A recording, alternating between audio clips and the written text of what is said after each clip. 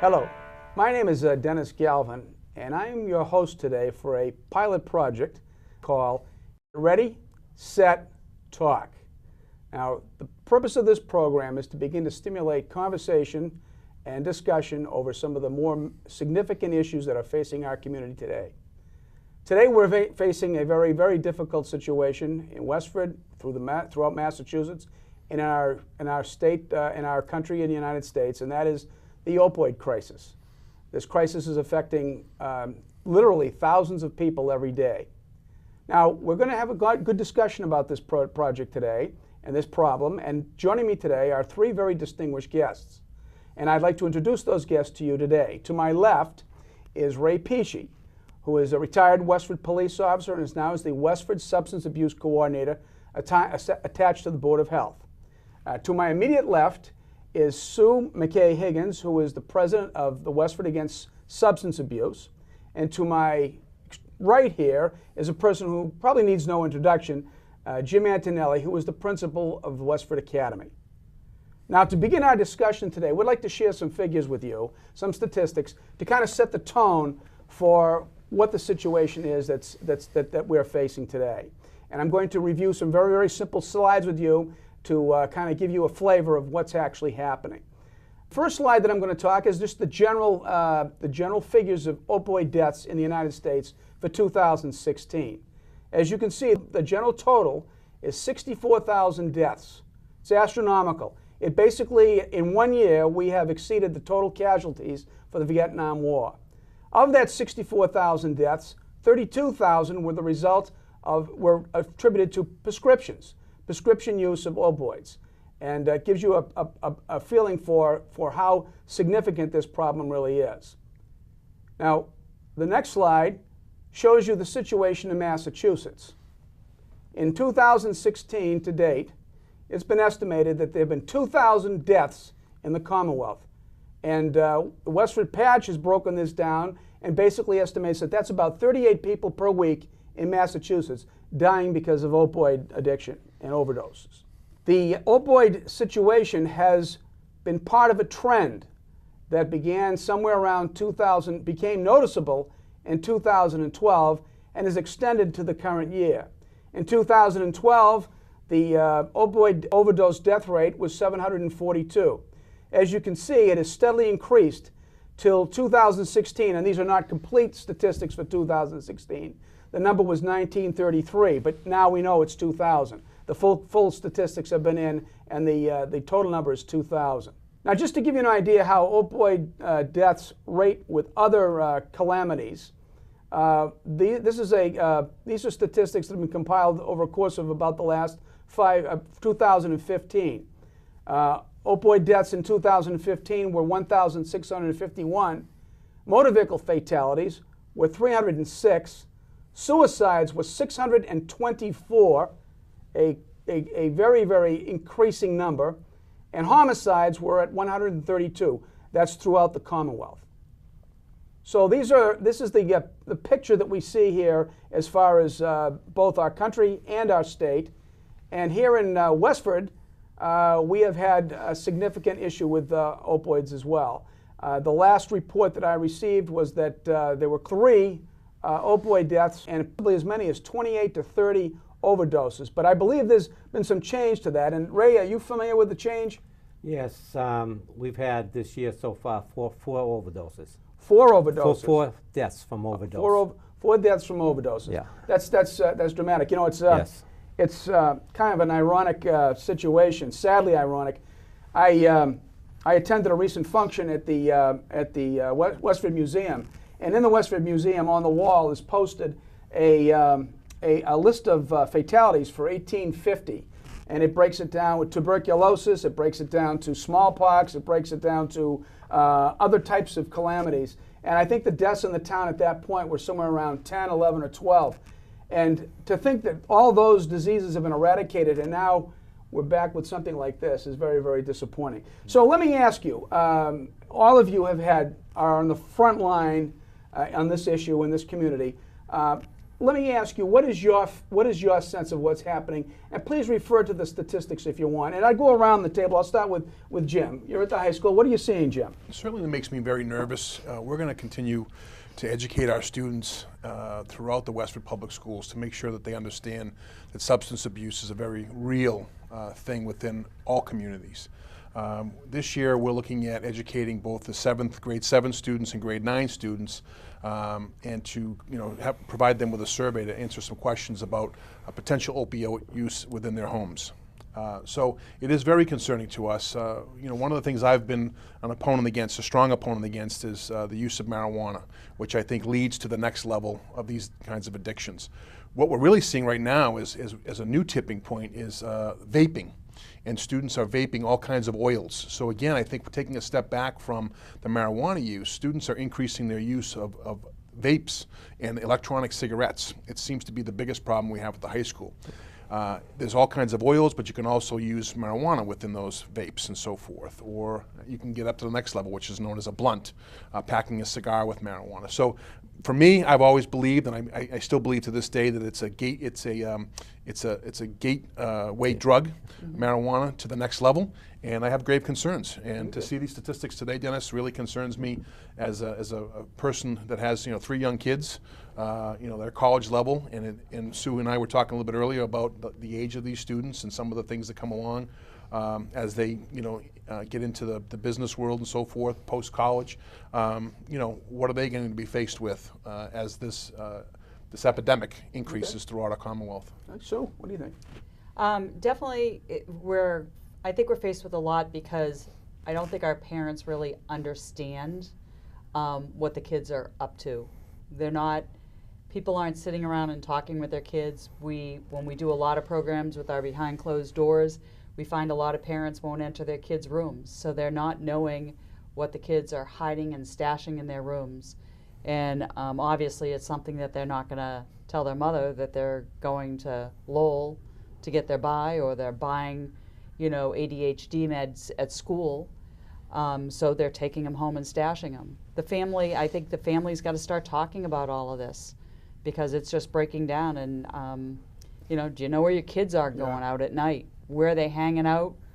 Whose house are they going to a party? Are their parents home? The socialization has just gotten carried away, and especially with all the electronic communication. We didn't have as kids. You had to write a letter, and by the time it got you, it was late anyway. Yeah, right. So, that's right. Yeah. Electronics seems to have a factor in this. Yep, Ray, how absolutely. about yourself? Now, you go back not only as the coordinator of substance abuse, but you have police experience for many years in this town. Yes. What have you seen over the years? Well, it used to be, smoking was our big problem. We wanted to get the kids and worry about smoking, and then we started stopping smoking on school grounds. Not just the kids, but the adults, and that handles pretty well. I mean, most know. Some you still see them maybe at the football game. Somebody they can't wait, or they try and cover their mouth or something just to get it. So things just increase. I want to add to what Jim mentioned about the vaping. They can also put the drugs in there. Mm-hmm. The heroin and even fentanyl. They can put it in that vape pipe and put a cherry flavor, and you're not going to know. Marijuana, you're not going to know. And the kids could go through the whole day like that. So there's some potential concerns here. Yes. Let me ask you, as we begin our discussion, let us kind of focus on some simple stuff. First of all, when we talk about opioids, can anybody here give us a definition of what an opioid actually is, so we have a good start? An opioid is a drug that attaches to the opioid receptor in the brain, okay? And that works, your breathing, your heart rate, and stuff like that. So most people that pass away from an opioid overabuse actually do it by not stopping breathing, or their heart actually stops. Mm-hmm. So that is one of the things we're doing now with the health department is we're trying to do a couple of things, because we want education. To us, education, that's I guess our main focus right now. But we'd love to see everybody in Westford carry Narcan. You know, and we can get into what that is later if you want. Yeah, sure. But there appears to be two different types of opioids that seem to be at play here, and anybody wants to comment. One would be naturally grown opioids, which are from the poppy plants. But there's also the issue of synthetic opioids, and that involves such things as fentanyl. And I was wondering if anybody would like to comment on fentanyl. What's the experience been so far? Have you had any with it? No, we haven't that I know of. I do know that I was told Emerson about a couple of months ago had their first experience with somebody overdosing on fentanyl. I'm not sure from where, but it did go into their ER with an overdose of fentanyl. All right, all right. And they're lacing it. I mean, Really? with everything. As I understand it, it can extend the supply so they can sell it for a longer period of time and make more of a profit out of it. Yes. Now, the other issue that we need to kind of just make sure we have some common understanding on is when we're talking, what are you talking about when we say addiction? What do we actually mean? And I know that some of you folks have had some experience with it. What is addiction? And don't hesitate, jump right in. It's when someone just can't go through the day without getting it. Most people that have a substance abuse addiction, they're not going to make it through the day. They have to get that next fix. They have to keep on that high euphoria. It's just their level of living. No different than the alcoholic that needs to keep the buzz going all day long. It's the only way they can deal with what they're faced with on a day-to-day basis. And they'll deal with their addiction at any cost, losing family, stealing from people, harming people, going to even worse reputable drug dealers than they would normally deal with. Okay. But anything to get up to that high that they need to sustain themselves on. Now, there's physical aspects of addiction, right? I mean, it's not just is it just a mental thing, or is there actually physical consequences when you become addicted to opioids? When you have an addiction, you're going to see a change in the character of the person. They're going to hang out with different people. They're going to have different sleeping attitudes. Their eating attitudes change. They typically will drop a lot of weight, get very sullen in their cheeks. They're not eating, they're not sleeping, they're not bathing. They're typically wanting to drink a lot of fluid because it'll dry out all your membranes on you. Okay. So the behavioral changes become drastic and noticeable by people that are observing. And there are physical consequences for withdrawal as well, right? Withdrawal is a nasty thing for people to have to go through. Can you explain a little bit of it? People will say that their skin just becomes like it's crawling, that they feel like they have insects all over them. Any kind of withdrawal from an addiction, your whole nervous system and all your systems in your body, they're taking a big hit. So it's painful, and you shouldn't withdraw from an addiction on your own because you can go into fatal heart attacks. Your nervous system can shut down on you. So it's a very significant situation. Yep. Now, as we hear the discussion about this problem continue and expand, a lot of people have likened this to a health epidemic. And I was just going to say, do you think that that's an accurate comparison, or do you think that there's some differences between this and say, for example, a disease like cholera or something to that effect? Are there any differences between that? Do you think the comparison is a correct one? Because the comparison is being used to formulate policy. So I just wanted to see what you thought. I just think it's had such an impact, the increase in the use. You know, when Ray and I were working on smoking cessation at the high school, we did a good job of, you know, making sure that was prohibited at the school level.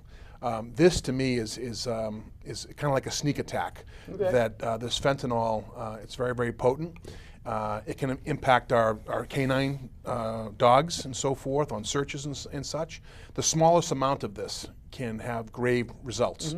So it's very, very scary, and it really puts our police officers, who we entrust to protect us, in grave danger. And so it's just a significant change. And I think we're reacting a little bit slowly in regards to having policies set.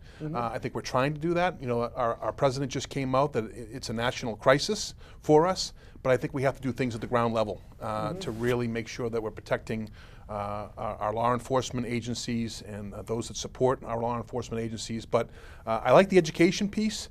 At the high school level and so forth, at the middle school level. But I really think, to Sue's point, it's about that conversation. It's about parents having an understanding of where their sons or daughters are going out, what they're involved in, checking their vehicle. I mean, if they've got 4 or 5 bottles of Visine in their vehicle, for what? Ask the questions. Look in your son or daughter's car. Check the glove compartment out. You know, it's your house. As a parent, it's your house. Check the room. Make sure it's safe, that they're not hiding something and so forth. We have to be the ones. If you put your head in the sand, something's going to happen, and you don't want to be that family member that has to deal with that. Trust me. That's the hard truth right there. And more parents that have kids that end up having overdoses and dying say, I didn't even see it coming. I didn't even realize my child had an addiction. Yet when you talk to them, their patterns of life had changed. You know, their appearance, their behavior, their eating. So they're all tidbits. And what you were saying is I think a lot of people say it's a dual diagnostic. There is some mental health issues that are also in a line with why some people get addicted. Okay. You know, people are masking their pain. Now, it's been reported that a lot of the treatment for depression and anxiety involves the prescription of opioid drugs. I mean, is that correct? Yes, that is correct.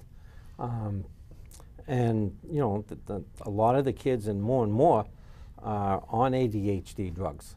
Okay, and the parents really have to be aware of, why am I 3 days short or 4 days short on my 30-day prescription? Where's those 4 drugs? You know, and I think most of the kids in school, Jim, come in already have taken it. Correct. Right, Correct. okay. Or they're stored down at the nurse. But we have seen in the past couple of years that students will crush it up and take it before an exam. Really? A student that is not prescribed that particular drug, Dennis. So we'll see that, and there was an increase in that. So we made sure that either the parents are distributing that at home, or it's in the nurse's office. Wow. They cannot have it on their person. Wow. Wow. Yeah. Well, you know, this now brings us to a wider discussion. I think one we should take a shot at, and that is, what is driving this? As you can see from the statistics, it's went from 742 deaths all the way up to 2,000. So this is a situation that's not static. It's a situation that's expanding, and there's got to be some factors that we can pick up in our own experience. And I'd like to ask you to draw on your own experiences to say, what is it that you're seeing that's developing in our culture, in our town, our community, just like every place else, that could be generating some of this. And Ray, you want to take a shot? I mean, you've been dealing with this for a long time. My big thing, it's all about money, you know, and it's all going back to the big pharmacies producing this. And from what I read, I get a couple of different things, but somewhere in the 60s or 70s, the doctors were being trained that if a person has an illness or has a pain, okay, solve the pain, I'll get rid of the pain, then solve the problem. Okay, well, the pharmacy says we can do that very easy. So they started more and more opioids, and I mean, we've had opioids for years. Yeah. But they just started more and more, so now it's more and more available. And people are being prescribed, 30 days of opioids, and they need 3. So the Massachusetts just changed the law to help out. You used to go to an ER, and the doctor would issue 30-day subscription to opioids to solve the pain. Just a quick statistics on pharmaceutical companies' payments to doctors. For the past 4 years, the US government has published the amounts paid by drug and device companies to doctors and teaching hospitals. The total in 2016 was $8.2 billion. More than 630,000 physicians have payment records. For example, Purdue Pharma, which makes OxyContin, made almost 80,000 transactions in 2016, worth more than $7 million in total. In the UK, in 2016, pharmaceutical companies spent $153 million as payments to doctors, which is less than 2% of the amount spent in the US. Payments to physicians from pharmaceutical companies was one of the causes of craziness in prescribing the opioids. According to the Center for Disease Control report, an increase of 300% in opioid sales since 1999 was seen, while no increase in pain complaints. 80% of the global opioid supply is consumed in the US, while only 5% of global population lives in them. Well, now if you go to an ER like on a weekend, you get 3 days worth, and then to get more, you're going to have to go to your primary care. So they're tightening down. The doctors are finally tightening down. Doctors, I know in Massachusetts, were not required to take any addiction courses. So now the government changed that so that they are now required to take an addiction course, so they know more of what addiction is or how it affects the families. That all helps. And when we have all these extra opioids, well, I took 6. That means I have, how many left? You know what I mean? Yeah. And so they sit in the closet. People don't want to take and throw them away in case they need them again. I mean, an opiate is not something you want to have in case you need it again, because if you need it again, you should be going to a hospital and being treated for it and coming back with another prescription. So those opiates needs to be taken and disposed of. The police department has 2 kiosks. One's for pills and liquids, and another one's for the syringes. You need to get rid of that. We applied for a grant, and I'm working with the Senior Center, Council on Aging, that we received $2,000 to buy these packets, which are called Deterra, D-E-T-E-R-R-A, Deterra. I think you demonstrated those at the I showed it. recent, yeah. And for disposing of the waste products, right? And so the old way of doing it is you take the drugs and you throw it in with your coffee grounds, and it gets rid of everything, and you can just throw it away. Well, at the most, that only takes 33% of the opioid out of the pill. So they can actually go to the landfills, and some people might do that. They're desperate. When you get desperate, and look for this stuff and just brush it off a little bit, you still got 66%, so you still get your high.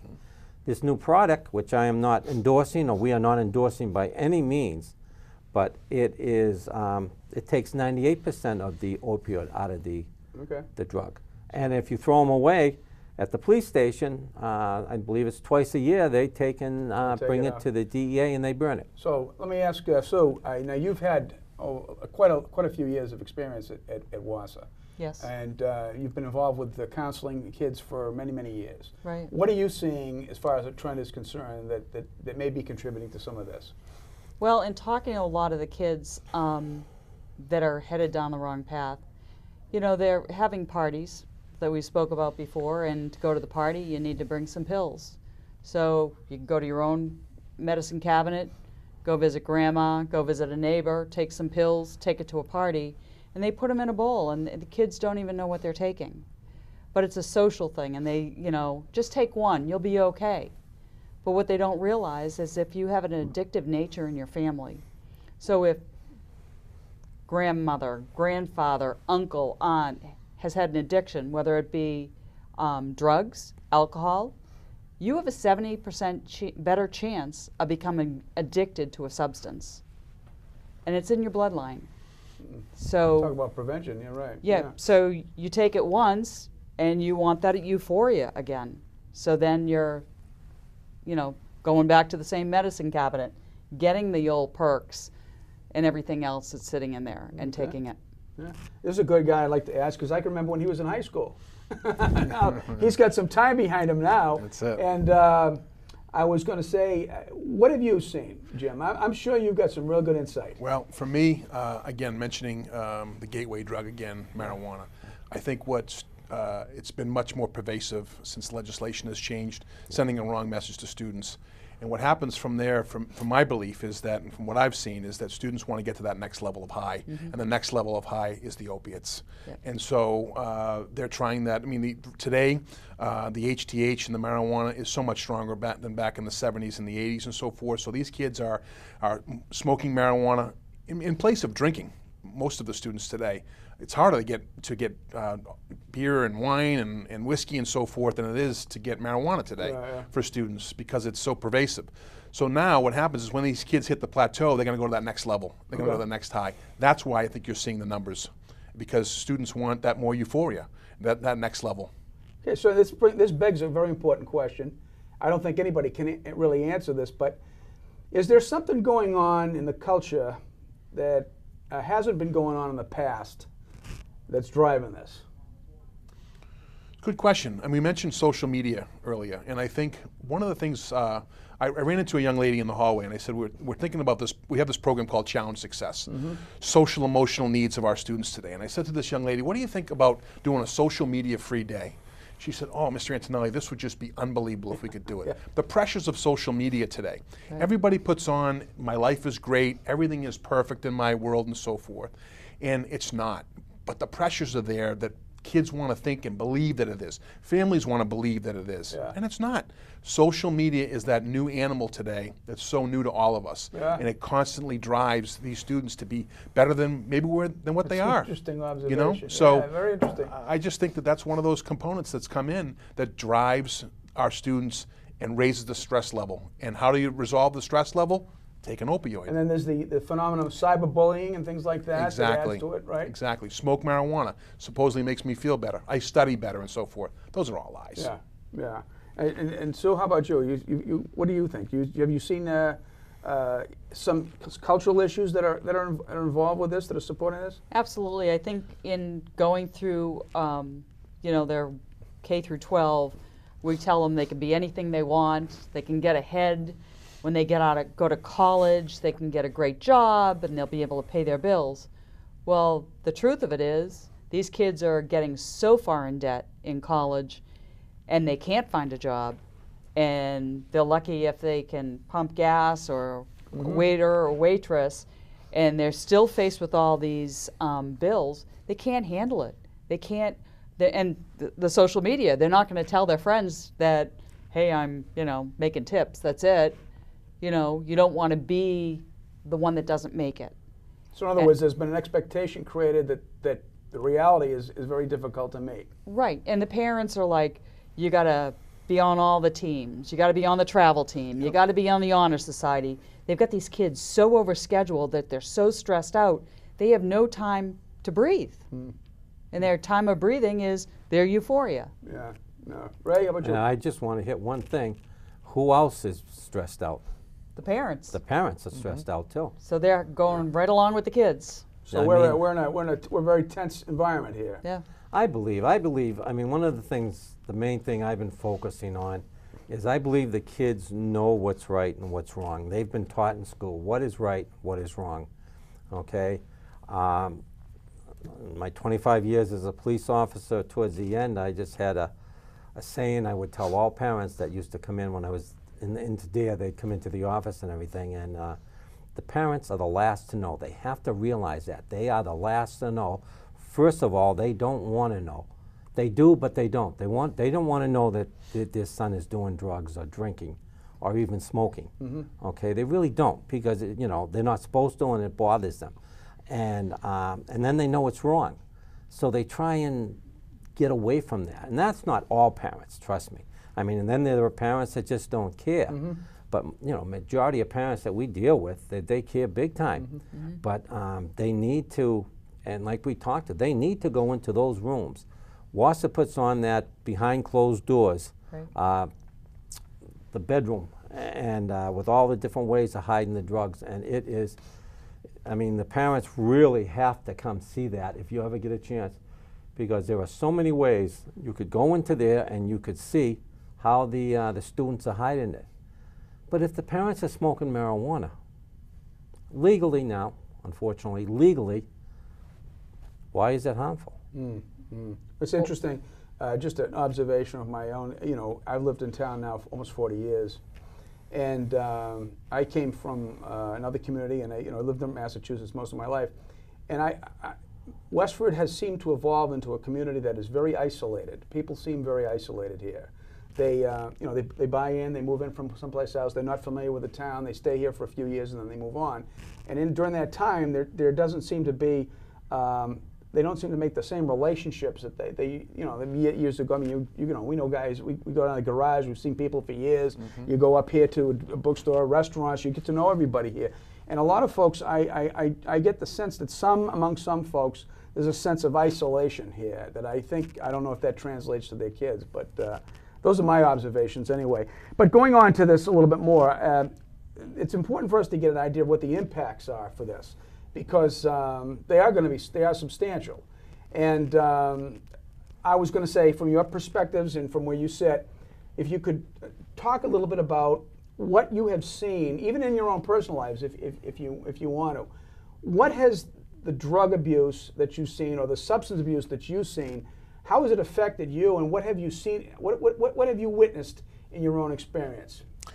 For me, it's very close to home. I had a sister that was 15 years older than me, and was a nurse, and had access to those kinds of products. And as a young man, I watched my sister battle through addiction. I watched my parents help her battle through addiction. It was something she could never beat. It was something she has since passed. It wasn't from the addiction, but I can remember myself having a knee surgery and having to make sure that we put the opioids away. My mother was concerned. Later in life, when she would visit, and there was a situation I can clearly remember with me and my wife. We went into the medicine chest right after she had left and realized that she had taken those drugs. There was nothing left in the bottle. So it hit very close to home, and it was a battle that she could never beat. And unfortunately, she lost her life to cystic fibrosis. But along the way, that contributed to health problems all along the way, and significant stress for my mom and dad. Living at home with that kind of issue for myself was something that left a long-lasting impression on me. Well, thank you for sharing that story with us. That's important. So, anybody else? Yeah, I have a niece whose daughter became an addict at 14. The mom was busy taking care of her son dying of brain cancer, and the daughter got wrapped up with the wrong people. Ended up robbing from anyone, went down the whole coastline stealing drugs, doing whatever they could to pay their bills. Every person that she seemed to get attached to was that much worse, and the family spending money for 19 rehabs that she was sent to. The last one, $75,000 that my niece had to pay. Currently today is her 1-year pin that she's has kicked it. She's got a new little baby, and we're hoping that this is a positive change. But as an addict, even in recovery, every day, every moment. It's a day-by-day prospect. It is. You never know what's going to just turn you and put you back in that position. Now, I was going to ask you right now, you've, very few people ever ask police officers what they see, okay? But you've seen a few things over the years. What has been your experience over your career, as well as working with the Westford Board of Health, with regard to the impact on families in the community with regards to substance abuse? What sticks with you? I know one person that it it got so bad that the mother would sleep with the pocketbook under her pillow because the son would be crawling in. She woke up one day and the son was crawling on the floor in the bedroom, going to see if he can get some more money for the opiates. I mean, so it affected them completely in the sense that they couldn't do anything. They couldn't, unfortunately, they couldn't trust them. You know, it affects the families tremendously on stress that they go through, especially, you know, especially when they get so bad. It's all right. I can't take it anymore. Do I kick the kid out? You know, or do I keep him in here? And if I keep him in here, I don't know what I'm going to do with myself. I don't know how to do it. It's a And the impact on the other siblings too. oh, exactly, because they see this. I mean, kids will see exactly what they're doing, and I'm not talking from starting at the 9th grade. I'm talking from, you know, from day one. When I was doing the DARE program, every other year I would have a contest with the 4th and 5th graders. The two schools allowed me to do, and they really took off. The kids would draw something. So I would say, you know, this year's format's going to be drinking, okay? And, you know, not drinking too much. So I'm seeing 4th and 5th graders that are going to draw a picture, and eventually the winners would actually get put on boards, and some of them are still around town, but those suckers are I pretty remember old. those. Yeah, no, I do remember those. Yeah. Yes. But anyway, you wouldn't see a bottle of beer. You would see Budweiser. You would see a glass of red wine. You know what I mean? So what I'm trying to say is they really they identify with their parents. That, you know, if your parents drink a lot, well, it's my parents. Yeah. You know, who do you usually look up to more growing up? And that sticks with you. Yeah, you know, so I remember I had a conversation with a fellow who was addicted, and he told me something that I never forgot. He said, he says, my experience with addiction has taught me that I'm not sure there's a heaven, but I do know there's a hell. Good point. And I never forgot that. What can be done? First of all, let's go to treatment. All right. There are some folks that really would say that you never really recover, or can you? And I think that's a big question that I think a lot of people want to ask. And I know, Sue, that you've had some experience with that. Would you address that, speak to that? Yeah, going into treatment, if you think going to a detox center and walking out, you're going to be okay, most of the people walk out of the detox center and call their buddy or their friend for their first fix. It needs to be a long-term program. It needs to be more on the holistic. The holistic ones seem to be the best. That they're doing yoga, they're finding out about their bodies and finding an inner strength within themselves. And anyone that I've known that is a graduate of some of these very long detox center, rehab centers, they still have to do some kind of group every day, whether it's steps, whether it's AA, and their parents are still in recovery. So it's just not the addict, but it's the families. And there are support groups out for these families to get through it. We have one locally, Learn to Cope. It's all over Massachusetts, and you're not alone. Don't feel that you're alone. And you know, you don't have to be ashamed that if someone has an addiction, there will be people that will go, oh, you have an addiction in your family. Well, is it fair to say that this is a situation, it's a place that you really don't want to go to? That's the key to the... It has a real social stigma Yeah. in society. Yeah, yeah. And what types of services are available for folks if they're looking? How would they plug in through either the Board of Health or the schools? What happens if you do identify somebody that has a serious problem and they actually do want help? How do they find it? Well, the first thing is they have to want the help. Correct. That's the first thing to beat the whole thing. The person has to want the help. I mean, on the Westford Health Department website, we have a list of places that the people can call up and go. One of the problems we have in Massachusetts, we don't have enough beds for long-term facilities. These people, adults and kids, are heading down south, Florida is a very big place to Texas. recruit. Texas too. The hotels, they buy hotels, these companies, and they turn the hotels into a rehab place. You know, so now they have a lot of beds, a lot of rooms, and one of the things that I heard, and it makes a lot of sense, you can go outside 365 days a year in Florida, Texas, the lower part of Texas anyway. Yeah. Okay, we're up here in the winter. You don't want to go outside, so that's why a lot of them are going down there. But they have to get there. It really requires a group. I wouldn't say it's 100%, but it's very high that really need to do it with other people. So is it fair to say that even if you do become addicted, you're looking at a permanent life change? Yes. Correct. So you're not going to really get back. You're going to have to always be monitored. You're going to have to be counseled, and you have to maintain relationships with people to keep yourself Yep. from falling back. And what is it? And correct me if I'm wrong, but the recent overdose deaths related to this. That's always the big hazard for a recovering addict, is it not? Mm-hmm. And what causes that threat? Why is it such a problem when somebody? Well, one of the given things up? is, all right, let's say you're arrested. Okay, you're an addict, but you're arrested for breaking and entering. So you go in, and supposedly you're in long enough that you should be rehabbed. You're withdrawn. Detoxed. Detox. Thank you. Detoxed. All right.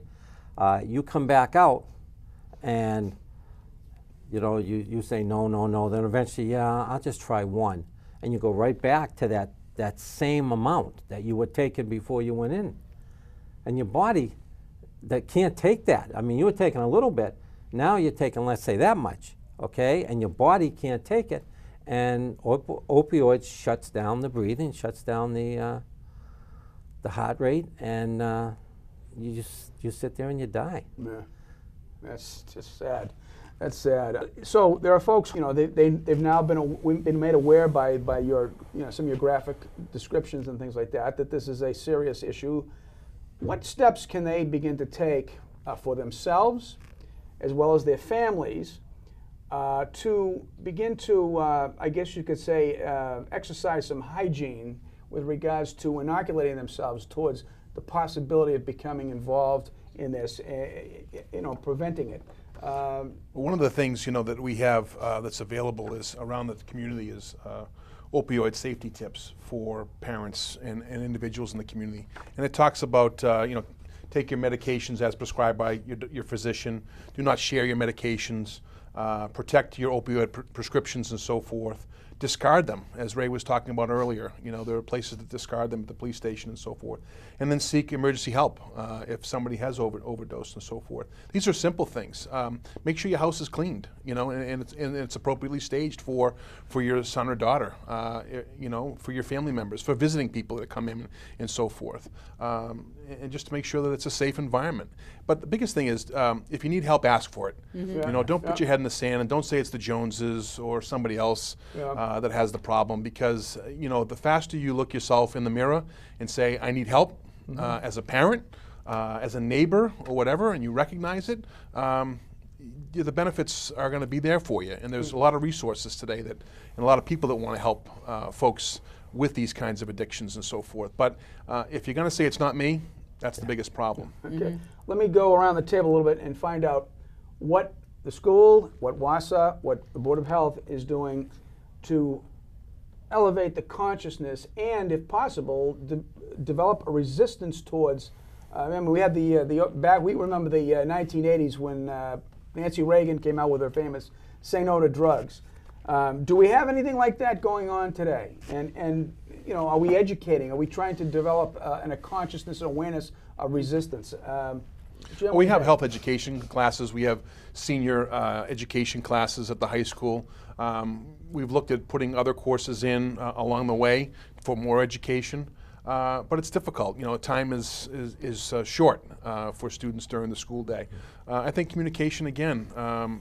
parent education throughout the community. There's a lot of good programs, but oftentimes you'll see the same 10 or 11 parents out at these events. Mary Ann Seraphin from the Westford Parent Connection puts on tremendous programs for folks. If you have an inkling that something's going on, go out and get educated. You can talk to these professionals just like I'm talking to you right here and get some real information and perhaps set up that relationship with that person that can help you.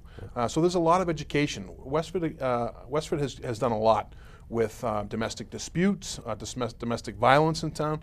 Sue's program with WASA. WASA's been around since I was in high school, and they've done a great job. And the substance abuse coordination, the town nurse, the school nurses. There's a lot of support mechanisms, but if you put your head in the sand, you're not going to get that help. Good, well said. How about WASA? With regards to resistance, consciousness, awareness raising. Well, we brought in some, one of the most dynamic speakers, I think, Chris Herron, who was a basketball player. We've had him now in twice to the schools, had huge impacts, I think, on the students. Yep. We started Project Purple at the Academy, and that's got a very strong following. We do teen centers for the kids to have a healthy, clean environment with their friends at night. We do last night, graduation night, which is the highest statistic of death and fatality amongst graduation people. They come to the Academy all night. They have a lot of fun. It's that last moment in time that they're ever going to be with their friends, because the day after, everyone's gone their separate ways. We're constantly trying to do education for parents and family. Are behind closed doors, the bedroom set. It's a lot disturbing to a lot of parents, but it makes you wake up and realize what's happening. Yeah. Ray, how about you? Well, it's a couple of things. There's a movie, I had showed it one time, it's called If Only. You can get that on the internet. And you do have to give them a little information, which I did a long time ago. I saw the premiere in Tewksbury. It was actually filmed in Tewksbury and with Tewksbury residents. And it's just a very incredible film. I will say that. Really, really is good on the idea of not my kid. I don't want to get into it, but that is, and you can get it and watch it. It's about 25 minutes on the on your laptop or in your desktop. We have WASA and the Health Department both have Table Talks, which is a program where a parent, I would come, let's say to you, and I would say, you know, It's a very good idea, by the way, so please explain that. Can you get possibly 8 to 15 of your friends to come to your house?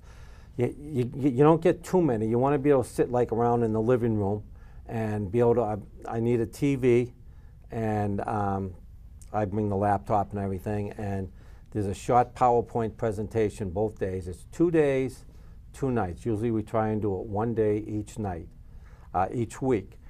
And we go into what's going on, the YRBS. Most people don't even know where to get the YRBS. And what is the YRBS? Youth Risk Behavioral Survey. Okay, yes. Okay, that's taken every 2 years. It just came out. We took it in 16, I believe, Jim? Yep. Okay, so it just come out the first the results. Now this isn't just something that Where can Jim they get sits it? down. YRBS is on the school department's website. Yeah. Yep. Okay. Okay. And I like to use it when I try and write grants, because it's not, well, Massachusetts has 200 deaths. It's Westford.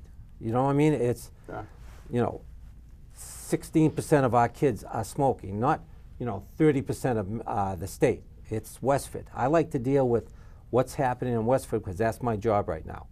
So, well, anyway, and it's not sitting there looking at the programs, the PowerPoints.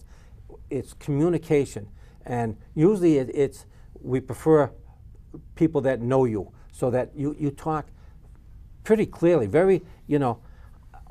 So many times I thought I was the only one dealing with that. Yeah, I would hear it breaks down that isolation we were talking about. It does. That's a very important thing. Yeah, and they can call the health department, and I can help set that up anytime. There's, like I said, on our website, there's different things that they can go to. to find if they need a referral or something on that idea. Do you have a number for the telephone number for the Board of Health that they can call by any chance off the top of your head? Yeah, 978-692-5509. 5509. Right. That's the number. Yep. That's a very good program. Yep. And I applaud it. So last week in Washington, the President of the United States got up and identified opioid crisis as the #1 public health crisis in the country. What that significance is going to mean remains to be seen. But if you had the opportunity to talk to the President at this time, what would you tell him as far as your experiences with regard to policy implications? What things should we be doing? And I'm going to start with you this time, because I know you've got some ideas. Well, we do need more money. Okay, everybody needs more money, but we do need more money. We need more beds to help the people that are already addicted. Education is so important, and like I said, I like education of the parents. We just need to do this stuff. Parents need to take knock, and even if their kid is a solid A student, 4.0, whatever, one of their friends may come sometime. You know, and knocking, you can purchase that right at any drugstore. You don't need a prescription or anything. All 3 of our drugstores do sell it, and you can use your insurance on it too. So I can't give you a price of what it costs, but it's not that expensive. And that's an important part. And take CPR, because you don't just inject. You have to give that person some CPR, get everything working again too, before the knocking can take over. And it's just, I think knocking is a very big thing. Police department has it, and the fire department has it. School nurses have it. So what do you think?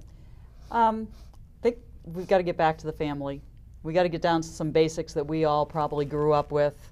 Family time, eating around the table, talk to your kids, talk to others. Catch this stuff before it happens, because after it happens, it's a slippery slope, and it costs a lot of money. But, you know, blue laws were a wonderful thing. Families were home on Sunday. That's true. I don't know how many people point. remember what the blue laws were. Yep, but you know, Saturday night at 5, the stores closed. Sunday you were at home. We're just so scheduled out in our society, and everyone having to get to the top. You know, you get one try with a kid. It's not a dress rehearsal. Yeah. And make it right. Yeah. Jim, what about you? Unfunded mandates. Stop with the unfunded mandates. As Ray pointed out, you know, you have to fund these things if you want them to be done right. People are very busy today. You know, the schools keep getting things put on them, layer upon layer upon layer, asking more and more from people, and they have their own families. You know, so I just think that, you know, these things that come out need to be well thought through and funded appropriately in order to make them work. Yeah, and I'd like to make one little point myself, and that is at the last town meeting, there was a very, very vigorous debate about whether or not we should legalize recreational marijuana or not. And there were some very, very interesting comments. And a couple of comments attacked the notion of a war on drugs. And I know there's been a controversial idea about the war on drugs, but the one thing I'd like to point out is the fact that, as you saw of the 64,000 of those deaths last year, 32,000 of them, or half of them, were attributed to legalized prescription medication. There's another 32,000 that are coming in from places that are trying to deliberately pollute the society with these drugs. And there's an ever-going, ongoing war against this. I would urge people to Google the New York Attorney General. There was a major ring broken up that extended from Tucson, Arizona, all the way up through to the Bronx, into Leominster, Massachusetts, into Lawrence, and into our backyard, which was a funnel for fentanyl, for opioids, and for other addictive drugs. There's a bloody struggle going on out there today to try to prevent the distribution of these drugs, and I think people need to be more aware of it and more supportive of it. So that's my 2 cents. But we're at the point now where we've covered quite a bit. I mean, we have really covered quite a bit. We have. I mean, I think it's fair to say that this is a very, I wouldn't say it is an ugly subject, because Yes. it's not pretty, right? It's not a pretty subject. But in closing, what would be your takeaways that you want people to come away from this program with? Be aware. Be aware what's going on in your household. Don't have a closed eye. That, to me, the parents are the last to know.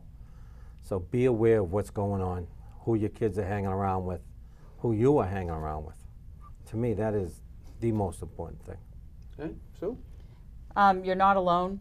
Don't think that you're isolated. There are other people out there going through the same struggles behind their closed door. Go out and get the help. There's plenty of help. The schools have lots of help. The Board of Health, WASA, I field calls all the time. Go to your hospitals. They have in the pediatric and adult. This is just not a kid thing. It is an adult thing too. So, but there is help, and ask for it. For me, Dennis, I want to go back to your last statement about the Westford Town meeting. I was at that meeting, and it was a heated debate. And I'm very thankful that the town voted against having that dispensary in our community.